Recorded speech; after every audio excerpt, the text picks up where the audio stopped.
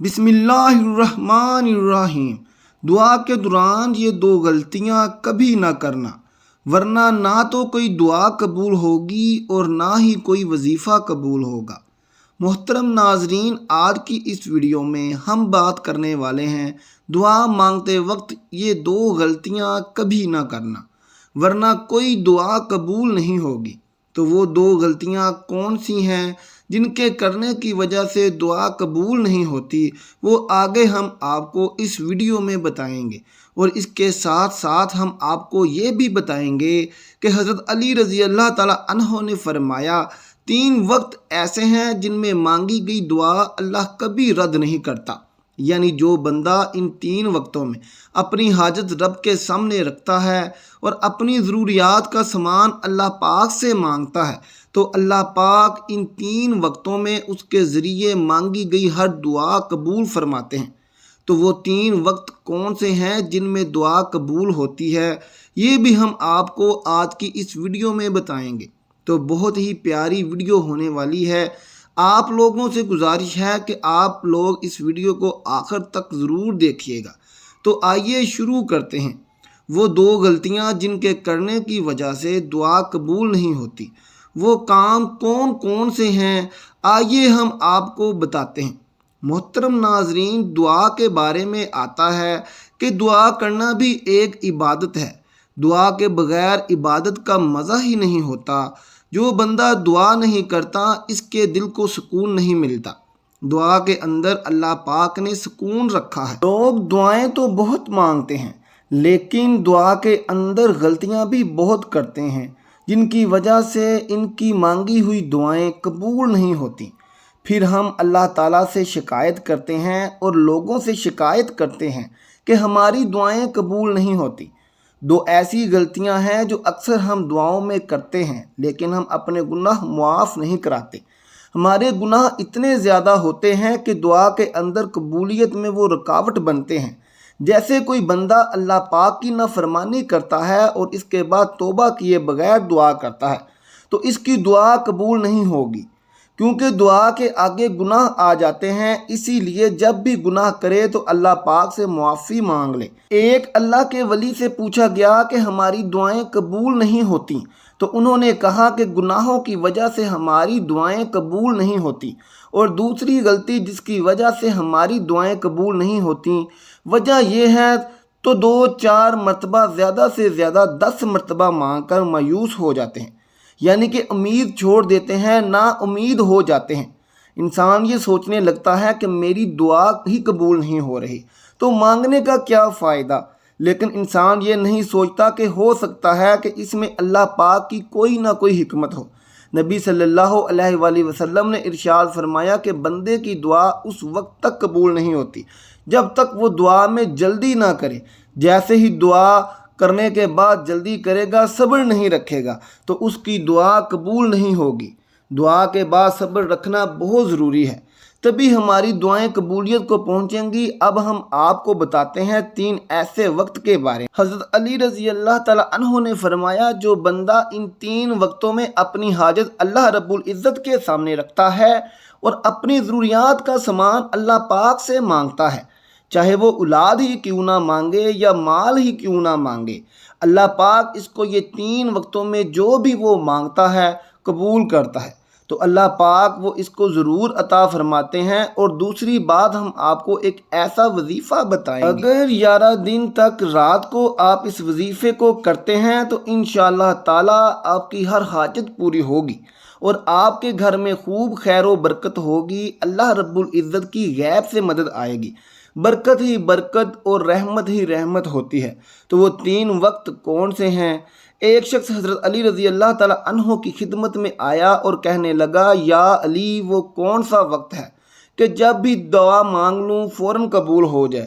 تو حضرت علی رضی اللہ تعالیٰ عنہ نے فرمایا، اے شخص، میں نے اللہ کے رسول صلی اللہ علیہ وآلہ وسلم سے سنا ہے کہ 3 موقع ایسے ہوا کرتے ہیں جن میں اللہ اپنے بندوں کی دعا رد نہیں کرتا۔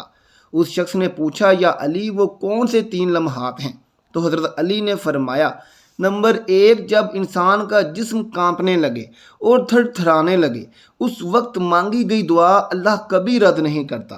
نمبر 2، جب اللہ کا ڈر دل میں ابھرنے لگے اس وقت بھی انسان اگر کوئی حاجت اللہ رب العزت سے مانگتا ہے، اللہ اس کی حاجت کو ضرور پورا کرتا ہے۔ اور نمبر 3، جب انسان کی آنکھیں نم ہو جائیں تو اس وقت میں مانگی ہوئی دعا بھی رد نہیں کرتا بلکہ ضرور قبول کرتا ہے۔ اور یاد رکھنا، ان تینوں حالتوں میں انسان کائنات کی جو بھی چیز مانگے وہ اسے ضرور مل جاتی ہے، چاہے وہ صفا مروہ کے برابر سونے چاندی کے ہی کیوں نہ ہو۔ اب ہم آپ کو ایک ایسا وظیفہ بتائیں گے جسے آپ مالدار ہو سکتے ہیں اور انشاءاللہ تعالیٰ آپ کے گھر میں بہت زیادہ برکت ہوگی۔ وظیفہ یہ ہے، آپ کو 11 دن تک آپ کو اللہ تعالیٰ کا ایک مبارک نام یا رزاق ہو کہ اے اللہ میری مالی پریشانی دور کر دے، مجھے زیادہ سے زیادہ روزی دے دے اور حلال روزی دے دے۔ تو یہ وظیفہ کرنے کے لیے آپ کو رات کو وضو کرنا ہے۔ وضو کرنے کے بعد آپ بستر پر بیٹھیں تو داہنے کروٹ سنت پر آپ کو لیٹنا ہے۔ پھر لیٹنے کے بعد آپ کو اپنی حاجت دل میں رکھ کر یا رزاقو یا رزاقو یا رزاقو 101 مرتبہ 11 دن تک پڑھنا ہے، اور ہر رات اسی طریقے سے وضو کر کے ہی پڑھنا ہے۔ انشاءاللہ تعالیٰ کچھ ہی دنوں کے اندر آپ کی ہر حاجت پوری ہوگی اور اللہ کی مدد غیب سے آپ کے گھر میں آئے گی، اللہ کی رحمت اور برکت آپ کے گھر میں برسنے لگے گی انشاءاللہ۔ اب ہم آپ کو بتاتے ہیں کہ پیارے نبی حضرت محمد صلی اللہ علیہ وآلہ وسلم نے ارشاد فرمایا، 4 چیزیں چہرے کی رونق ختم کر دیتی ہیں۔ نبی صلی اللہ علیہ وآلہ وسلم نے فرمایا، جس انسان کی زندگی میں یہ 4 چیزیں آئیں گی تو اس کے چہرے کی رونق چلی جاتی ہے۔ تو پیارے رسول صلی اللہ علیہ وآلہ وسلم نے 4 چیزوں کے بارے میں بتایا ہے، وہ ہم اب آپ کو بتائیں گے۔ اس کا چہرہ بے رونق ہو جاتا ہے اور اس کے چہرے کی ساری خوشیاں چلی جاتی ہیں۔ تو جیسا کہ آج کے دور میں چل رہا ہے کہ ہر انسان اپنے چہرے کی خوبصورتی کو بڑھانا چاہتا ہے اور بے سکونی سے نجات پانا چاہتا ہے، کیونکہ وہ باتیں آپ کو بتائی جائیں گی جن سے اگر آپ پرہیز کر لیں تو آپ کا چہرہ بھی رونق دار ہو جائے گا، یعنی آپ کے چہرے پر رونق آ جائے گی، خوبصورتی آ جائے گی، نور آ جائے گا اور آپ کو خوشیاں ہی خوشیاں ملنی شروع ہو جائیں گی۔ پیارے نبی صلی اللہ علیہ وآلہ وسلم نے ارشاد فرمایا، زنا کرنے سے چہرے کی رونق ختم ہو جاتی ہے۔ عزت نہیں کرنا، یعنی جو انسان عزت نہیں کرتا اس کی خوشیاں چلی جاتی ہیں۔ اسی کا عزت کرنا بھی کسی بھی معاملے میں ہو یا پھر روزی کے معاملے میں ہو یا کسی معاملے میں، جو شخص عزت نہیں کرتا اس کی خوشیاں ختم ہو جاتی ہیں۔ اور فضول کسی بات پر بحث بنائے رکھنا اور کسی غلط کام کو بغیر کسی خوف کے ساتھ کرنا، یہ بھی خوشیوں کو ختم کر دیتا ہے اور چہرے کی رونق بھی ختم ہو جاتی ہے۔ اکثر لوگ جب کسی کام کو کرتے ہیں تو ان کے دل میں کسی طرح کا خوف نہیں ہوتا۔ ان کے لیے فرمایا گیا ہے کہ جو کوئی ان 4 چیزوں سے پرہیز کر لے اس کی خوشیاں برقرار رہیں گی اور اس کے چہرے پر رونق بھی بنی رہے گی۔ لہذا آپ بھی چاہتے ہیں کہ آپ کی خوشیاں برقرار رہیں اور چہرے کی رونق بنی رہے، وفاداری قائم رہے، کسی کے ساتھ بھی جھوٹ نہ بولے، زندگی میں کبھی بھی کسی سے زنا نہ کرے اور حرام کام نہ کرے۔ اگر ایسا ہوا تو آپ کے چہرے کی رونق جاتی رہے گی اور خوشیاں بھی جاتی رہیں گی۔ اس کے ساتھ ساتھ ہم آپ کو ایک چھوٹا سا عمل بتانے جا رہے ہیں۔ جن لوگوں کے چہرے کی رونق ختم ہو چکی ہے، چہرے پر داغ دھبے آ چکے ہیں اور دیکھنے والوں کو ان کا چہرہ عجیب سا محسوس ہوتا ہے، تو اس کے لیے آپ کو آج ایک عمل بتانے جا رہے ہیں۔ یعنی آپ کو کیا کرنا ہے، آپ کو 1 گلاس پانی لے لینا ہے اور اس میں 7 مرتبہ سورۃ فاتحہ یعنی الحمد شریف پڑھنی ہے، اور 7 مرتبہ سورۃ فاتحہ پڑھنے کے بعد آپ کو اس پانی پر پھونک مار دینی ہے اور اس پانی کو پی لینا ہے۔ انشاءاللہ آپ کے چہرے پر رونق ہی رونق آ جائے گی اور خوشیاں ہی خوشیاں آ جائیں گی۔ یہ عمل آپ کو پاک اور صاف حالت میں ہی کرنا ہے، یعنی جو مرد اور عورت یہ عمل کرنا چاہتے ہیں تو پہلے پاک صاف باوضو ہو جائیں، اس کے بعد ہی یہ عمل کریں۔ انشاءاللہ اللہ تبارک و تعالیٰ چہرے کی رونق چمکدار بنا دے گا۔ حضرت علی رضی اللہ تعالیٰ عنہ نے فرمایا، جب تمہارے جسم میں یہ ایک نشانی دیکھنے لگے تو سمجھ لو کوئی آپ کے لیے دعا کر رہا ہے۔ تو حضور پاک صلی اللہ علیہ وآلہ وسلم نے فرمایا، پیٹھ پیچھے مسلمان بھائی کی دعا قبول ہوتی ہے۔ اس کے پاس ایک فرشتہ ہو، دعا کرنے والے کے سر سے قریب مقرر ہوتا ہے۔ جب کوئی کسی مسلمان بھائی کے لیے دعا کرتا ہے تو فرشتہ اس پر آمین کہتا ہے اور یہ کہتا ہے کہ مسلمان کے حق میں تو نے جو دعا دی ہے وہ تیرے لیے بھی اس جیسی نعمت کی خوشخبری ہے۔ ہمارے نبی صلی اللہ علیہ وآلہ وسلم نے فرمایا، اللہ تعالیٰ فرماتا ہے پہلے تجھ سے شروع کروں گا، یعنی تم جو دعائیں دوسروں کے لیے مانگ رہے ہو وہ سب دعائیں میں پہلے تمہارے حق میں قبول کروں گا، پہلے تمہیں ہی دوں گا، پہلے تمہیں ہی عطا کروں گا۔ سب سے زیادہ قبول ہونے والی دعائیں کون سی ہیں؟ یاد رہے کہ نبی صلی اللہ علیہ وآلہ وسلم نے فرمایا 5 دعائیں ضرور قبول ہو جاتی ہیں۔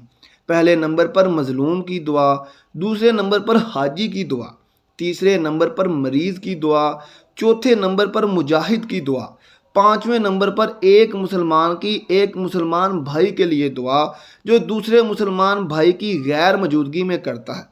ناظرین، صرف 2 لوگ مقدر والے ہوتے ہیں، ایک وہ جنہیں وفادار دوست ملتا ہے اور دوسرا وہ جس کے ساتھ ماں کی دعائیں ہوتی ہیں۔ حضرت علی رضی اللہ تعالیٰ عنہ فرماتے ہیں، جب تم بغیر کسی وجہ کے خوشی محسوس کرنے لگو تو یقین کر لو کوئی نہ کوئی کہیں نہ کہیں آپ کے لیے دعا ضرور کر رہا ہے۔ 2 گناہ ہیں جن کی وجہ سے زندگی بھر کی نیکیاں ختم ہو جاتی ہیں۔ نمبر 1، دوستو، اللہ کا ایک نیک بندہ جس نے اپنی زندگی کے 70 سال اللہ کی عبادت میں گزارے، اس کے بعد اس کا انتقال ہو گیا تو وہ ایک مریض کے خواب میں آیا۔ مریض نے پوچھا، حضرت کیا حال ہے؟ آپ نے فرمایا کہ کچھ نہیں، بس ابھی تک بخشش نہیں ہو رہی ہے۔ مریض نے کہا کہ حضرت آپ نے تو 70 سال اللہ کی عبادت کی ہے، پھر آپ کی بخشش کیوں نہیں ہوئی؟ تو آپ نے فرمایا، ان 70 سال کی عبادت کے بارے میں مجھ سے ابھی تک پوچھا ہی نہیں گیا ہے، میرا معاملہ تو بس ایک بات پر رکا ہوا ہے۔ مریض نے پوچھا، آخر وہ معاملہ کیا ہے؟ تو حضرت نے فرمایا، ایک دفعہ میں اپنے آنگن میں بیٹھا ہوا تھا، تیز دھوپ ہو رہی تھی، پھر اچانک سے بارش ہونے لگی تو میرے منہ سے نکل گیا، اف، یہ بے وقت کی بارش، بس اللہ نے مجھ سے پوچھ لیا ہے کہ اب ثابت کرو بے وقت کیسی تھی یہ بارش، اسے ثابت کر کے دکھا، کیونکہ اللہ کے ہاں ہر چیز کا ایک وقت مقرر ہے، اب میں اس سے بے وقت کیسے ثابت کروں؟ بس اسی ایک گناہ کی وجہ سے اس شخص کی بخشش نہیں ہوئی۔ یہ تیز گرمی، یہ تیز سردی، تیز بارش، بے وقت بارش کا ہونا، یہ سب اللہ کی مرضی ہے۔ کب کیا کرنا ہے اور کیسے کرنا ہے اللہ کے ہاں سب طے ہے، اس لیے اس کے کاموں میں اپنی کم عقلی نہ لگائیں اور اپنی زبان سے ایسے الفاظ کبھی بھی نہ نکالیں جو اس کی شان کے خلاف ہوں۔ گناہ نمبر 2، دوستو، حضور اکرم صلی اللہ علیہ وآلہ وسلم فرماتے ہیں کہ کل جب قیامت کا دن ہوگا اور ایک بندے کو اللہ کی بارگاہ میں حاضر کیا جائے گا، اس بندے کے نامہ اعمال میں ہر طرح کی نیکی موجود ہوگی، اس کے پاس پہاڑوں جیسی نیکیاں ساتھ ہوں گی۔ ان نیکیوں کو دیکھ کر اہل محشر والے بھی حیران ہوں گے، یعنی کہ اس کے پاس اتنی ساری نیکیاں ہوں گی۔ اس کے بعد اس بندے کی تمام نیکیوں کو یعنی ترازو میں رکھا جائے گا، اس کی نیکیوں کا پلڑا بھاری ہو جائے گا، اس کے گناہوں کا پلڑا ہلکا ہو جائے گا۔ وہ بندہ یقین کرے گا کہ اب تو میں جنت میں جانے والا ہوں۔ اب اس کے بعد اس کے گناہ والے پلڑے میں کاغذ کا ایک چھوٹا سا ٹکڑا ڈالا جائے گا تو اس کے گناہوں کا پلڑا بھاری ہو جائے گا، یعنی اس ایک کاغذ کے ٹکڑے کی وجہ سے تمام عمر کی نیکیاں ہلکی ہو جائیں گی۔ اس کے بعد اللہ کی طرف سے فرشتوں کو حکم ہوگا کہ اس کو پکڑو اور اسے گھسیٹ کر جہنم میں ڈال دو۔ وہ بندہ حیران ہو جائے گا اور سوچنے لگے گا، میں نے تو عمر بھر اللہ کی عبادت کی، آخر مجھ سے ایسا کون سا گناہ ہو گیا جو اس کاغذ کے ٹکڑے میں جس کی وجہ سے میرے گناہوں کا پلڑا بھاری ہو گیا۔ جب فرشتے اس بندے کو گھسیٹتے ہوئے جہنم کی طرف لے جا رہے ہوں گے تو وہ بندہ کہنے لگے گا کہ میں جہنم میں تو جا رہا ہوں، لیکن مجھے یہ تو بتایا جائے کہ آخر اس کاغذ کے ٹکڑے میں ایسا کون سا گناہ لکھا ہوا ہے جس نے میری عمر بھر کی نیکیوں کو ختم کر دیا۔ تو پھر اللہ فرمائے گا، اے میرے بندے، تو نے ایک مرتبہ اپنی والدہ سے چلا کر بات کی تھی، صرف ایک بار چلا کر بات کرنے کا گناہ اس کاغذ کے ٹکڑے میں لکھا ہوا ہے، جس کی وجہ سے تمہاری نیکیاں ہلکی ہو گئی ہیں۔ اللہ اکبر۔ دوستو، ماں باپ سے صرف ایک بار چلا کر بات کرنے پر یہ سزا ہے۔ جو لوگ اپنے ماں باپ کو اہمیت نہیں دیتے، ایسے لوگوں کے ساتھ کیا ہونے والا ہے۔ اسی لیے اگر آپ کامیاب ہونا چاہتے ہیں تو اپنے ماں باپ کی خدمت کریں اور انہیں ہمیشہ کے لیے خوش رکھیں۔ دعا ہے کہ اللہ تعالی ہم سب کو اپنے ماں باپ کی خدمت کرنے کی توفیق عطا فرمائے اور ان کا ادب کرنے کی، احترام کرنے کی توفیق عطا فرمائے، اور ہمیں 5 وقت کی نماز باجماعت ادا کرنے کی توفیق عطا فرمائے۔ آمین ثم آمین۔